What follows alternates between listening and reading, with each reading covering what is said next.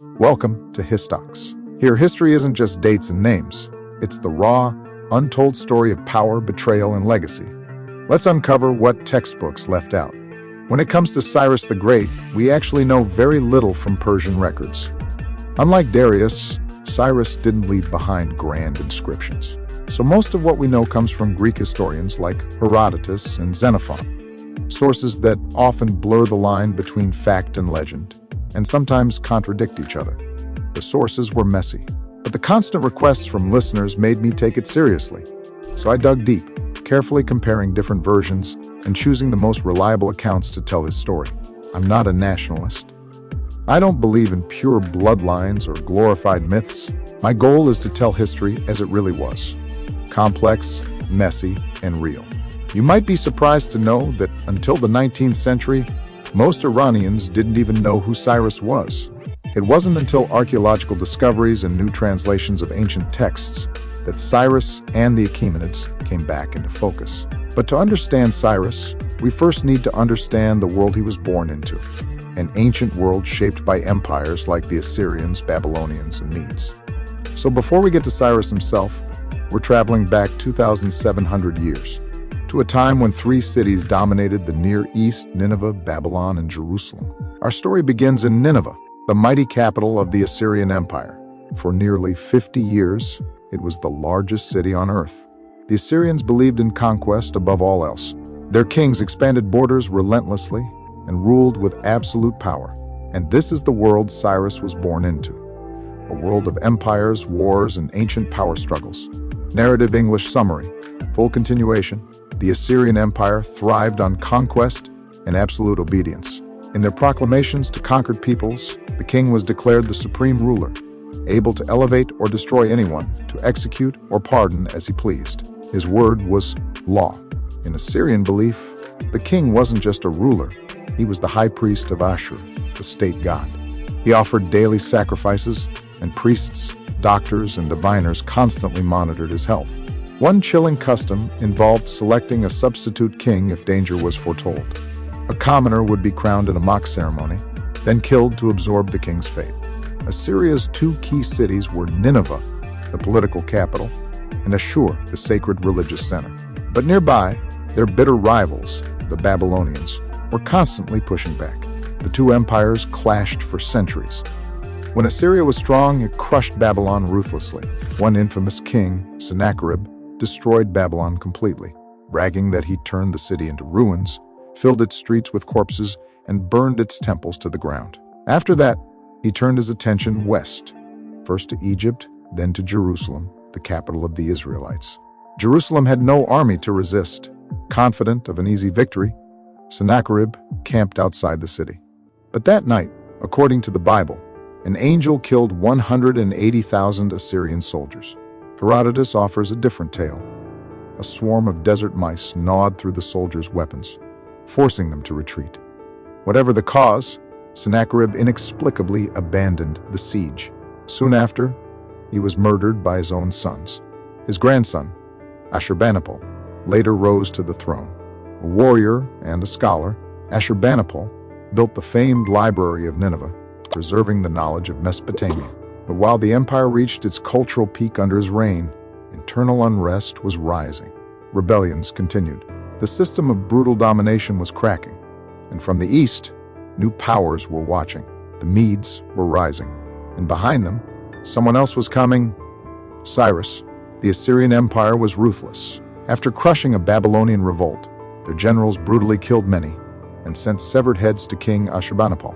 He then attacked Elam, an ancient civilization, capturing its capital Susa and effectively ending Elam's power.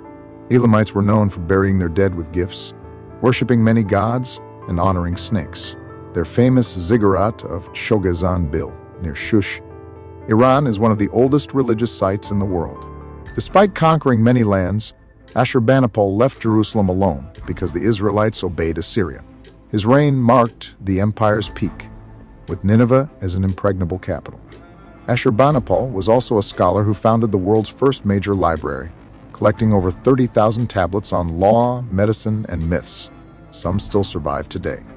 Interestingly, the story of the prophet Jonah is set in Assyria. God sent Jonah to warn Nineveh's people, but Jonah tried to run away. After a storm and being swallowed by a great fish, he finally obeyed and preached to the city. Assyria crushed Babylonian revolts brutally. King Ashurbanipal spared Jerusalem, as Israelites obeyed Assyria. Under him, Assyria peaked with Nineveh as an impregnable capital. Despite prophecies, Assyria grew strong until internal conflicts weakened it. Babylonians allied with the rising Medes, attacked and captured Ashur, and later Nineveh after flood damaged its walls. Egypt sided with Assyria but arrived too late. Babylon's Nebuchadnezzar defeated the retreating Egyptians and became king after his father's death. Assyria's empire fell, divided between Babylon in the south and Media in the north, ruled by Cyrus's grandfather. Nebuchadnezzar aimed to restore Babylon's glory and strengthen ties with Media by marrying the Median princess Amytis. Nebuchadnezzar, the king of Babylon, built the Hanging Gardens to help his wife Amytis, who was sick due to Babylon's dry climate. These gardens later became one of the 7 wonders of the ancient world. After his coronation, Nebuchadnezzar marched to Jerusalem and entered the city without resistance. The king of Jerusalem surrendered, and Nebuchadnezzar took great treasures from the temples. To prevent rebellion, he brought 4 young men from noble Jewish families to Babylon, one of whom was Daniel the prophet. Daniel gained a special position in Nebuchadnezzar's court and interpreted the king's dreams. Nebuchadnezzar later campaigned against Egypt but failed. When the Jews of Jerusalem refused to pay taxes, he attacked Jerusalem again. This time, the Babylonian army captured the city, and the Jewish king was killed. Although Jewish prophets had urged obedience to Nebuchadnezzar, the king resisted and was eventually killed. After his victory, Nebuchadnezzar took more than 3,000 elite Jews to Babylon. Both times Nebuchadnezzar attacked Jerusalem, he spared the Jewish temples, especially Solomon's temple, because he knew how sacred they were to the people. After his second siege, he installed the slain king's 18-year-old son as a puppet ruler and took 3,000 hostages to Babylon as guarantees against rebellion. However, the new king rebelled after just a year, refusing to pay tribute. Nebuchadnezzar then marched for a third time, demanding the surrender of Jerusalem's leaders to avoid destroying the city and its temples. The leaders complied, handing over the king and his mother. But Nebuchadnezzar wasn't satisfied and took 10,000 Jews into exile. The long forced march to Babylon was brutal, with strict rules forbidding rest and heavy loads forced upon the captives. Later, Nebuchadnezzar summoned the new king of Jerusalem to Babylon to show him the power of the empire, discouraging further rebellion. But soon, Egypt convinced Jerusalem to rebel and join an alliance against Babylon.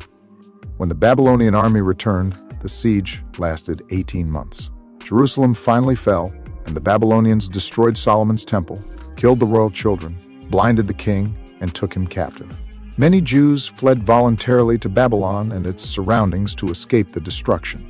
Solomon's temple, also called the Hekal Solomon, was a sacred sanctuary built by King Solomon and housed the Ark of the Covenant, a gold-covered chest containing the original 10 Commandments given by God to Moses. The 10 Commandments are fundamental laws including worship of one God, honoring parents, and prohibitions against murder, theft, adultery, false testimony, and coveting. Before the temple was built, the Israelites carried the ark in a portable sanctuary called the Mishkan, a symbolic house of God they took wherever they traveled. Solomon built the Temple of Solomon, also called Solomon's Temple, and housed the Ark of the Covenant there, making it a deeply sacred place for the Jews. Later, Nebuchadnezzar destroyed the temple. The temple was rebuilt afterward, which will be covered in the next episode, but was eventually destroyed again. Today, only one wall remains, the Western Wall, also called the Wailing Wall, which is a holy site where Jews gather to pray and leave written prayers in its cracks. This wall is also sacred to some Muslims, who call it the Al-Buraq Wall, believing that Prophet Muhammad tied his horse Al-Buraq there during the night journey. The stories of Solomon's temple and this wall are long and complex, and I'll share more details. After the war between Babylon and Jerusalem, Nebuchadnezzar finished the conquests, leading to the repeated exile of Jews. Those living in Babylon had a relatively decent life, treated more like captives than slaves. Interestingly, the Jews considered Egypt, not Babylon, their main enemy, because Egypt had betrayed them. After the wars, Nebuchadnezzar rebuilt and beautified Babylon, constructing a large bridge over the Euphrates River and turning Babylon into a legendary capital. Going back a bit, after the fall of the Assyrians, their empire fell to the Babylonians and the Medes.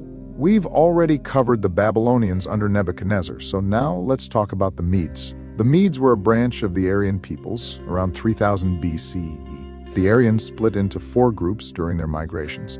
One went to Europe, modern-day Europe, another to India. The third settled near the Caspian Sea in southeastern Iran, known as the Scythians or Sakas. And the fourth settled in western and southwestern Iran. These were the Medes. The name Iran itself originates from these Aryan peoples, meaning land of the nobles. The Medes played a crucial role in founding the early Iranian state. Although the Aryans split into groups, they often migrated and intermingled. For example, the Sakas moved into areas such as modern-day Kurdistan and Loristan, and their name influenced place names like Saqqez, Saqqez, and Sistan, land of the Sakas. The legendary hero Rostam from Shahnameh is believed to be from the Saka tribe. For more on the Sakas, I recommend the book The Sakas by Talbot Rice, which was a key source for me. The Aryan peoples included several tribes like the Medes and Sakas. The Medes were a collection of tribes led by a brave leader named Deioces, who united them into a kingdom centered in Ecbatana, modern Hamadan. Deioces built a massive fortress there. Deioces' son, Phraaortis, tried to ally with the Sakas against the Assyrians but was betrayed and killed. For 28 years, the Sakas dominated the Medes until Phraaortis' grandson, Cyaxares, also called Azitahaka, regained control by killing the Saka leaders in a surprise attack. Cyaxares then allied with Babylon to defeat the Assyrian Empire, expanding Median power. Cyaxares fought a long war with Lydia, modern Turkey, which ended suddenly after a solar eclipse, interpreted as a divine sign, leading to a peace treaty. After Cyaxares' death, his son Astyages Azidahaka became king. Unlike his father, Astyages was less strong and more indulgent. He married a daughter of the Lydian king, connecting the Medes and Lydia. His sister Amytis married Nebuchadnezzar II of Babylon, linking the Medes and Babylonians. The story of the Medes sets the stage for the rise of Cyrus the Great and the Achaemenid dynasty. Cyrus's ancestors, the Pasargadae, were either a Median tribe or a separate Aryan group who settled in Anshan in modern-day southwestern Iran. The first known king of Anshan was Achaemenes, whose name gave the dynasty its title. During the height of Assyrian power, the Achaemenes and their people supported Babylon in resisting Assyria, setting the stage for the eventual rise of the Persian Empire under Cyrus. After Ashurbanipal, the Assyrian king, defeated Babylon and Elam, local rulers like Achaemenes of Anshan were minor and not a real threat. His son, Cyaxares I, wisely expanded the Achaemenid lands quietly and stayed neutral in the internal conflicts of Assyria. Before his death, Cyaxares divided his kingdom between his 2 sons, Cyrus, who was the grandfather of the famous Cyrus the Great, and Ariaramnes, ancestor of Darius the Great. Later, these 2 branches reunited under Cyrus the Great, who inherited the region of Pars. His father Cambyses ruled there and married Mandana, daughter of the Median king Astyages. This union connected the Medes and Persians, strengthening their power. Cyrus learned politics from his father and initially pledged loyalty to the Assyrians.